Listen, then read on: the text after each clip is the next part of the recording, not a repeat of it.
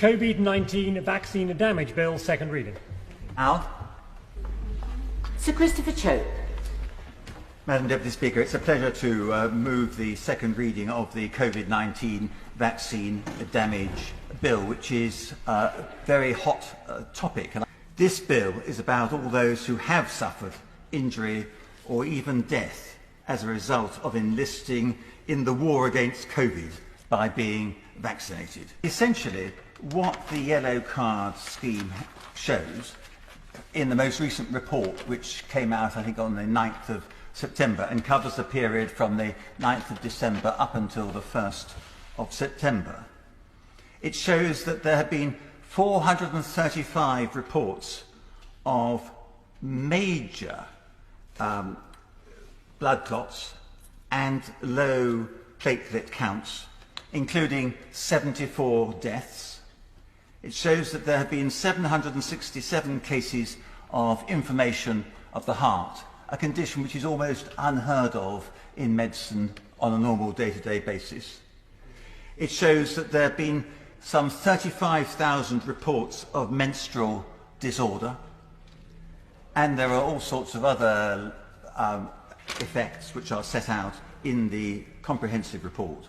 But it also, I think very worryingly, says that there are 1,632 reports of deaths having taken place shortly after vaccination.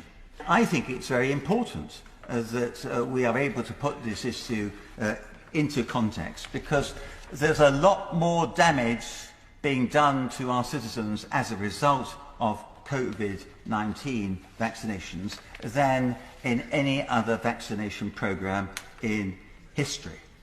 We've already got a lot of evidence that people have suffered damage or if not death as a result of these vaccinations, and there was recently a coroner's report of somebody, I think in the north of England, who had definitely, the coroner's verdict was that that person had died as a direct result of receiving the COVID-19 vaccine.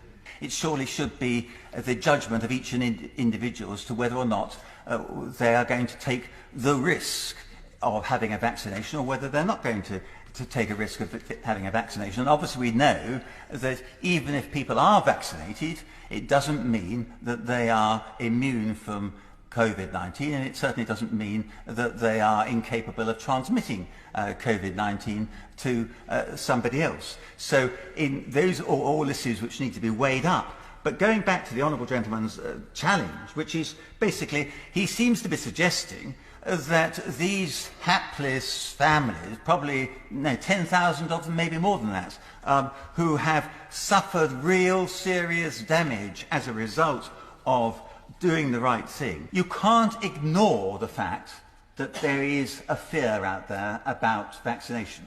And it's not, in a sense, you can't suppress reports of coroners saying somebody's died as a result of having a vaccination. You can't suppress reports. I know from my own personal knowledge of people who have suffered people in really good health, and then they had their first vaccine, and I know of one person in particular who then had a stroke and was in hospital for some time of that, and then had severe heart problems and even had to be referred to Harefield Hospital. Now, those are not just anecdotes, those are facts which are known across the country by people.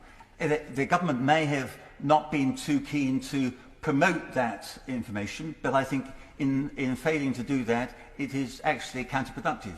I think most important of all, to give some assurance to those people who are already suffering. And our hospitals have got a large number of inpatients who are only there because those patients took the vaccine.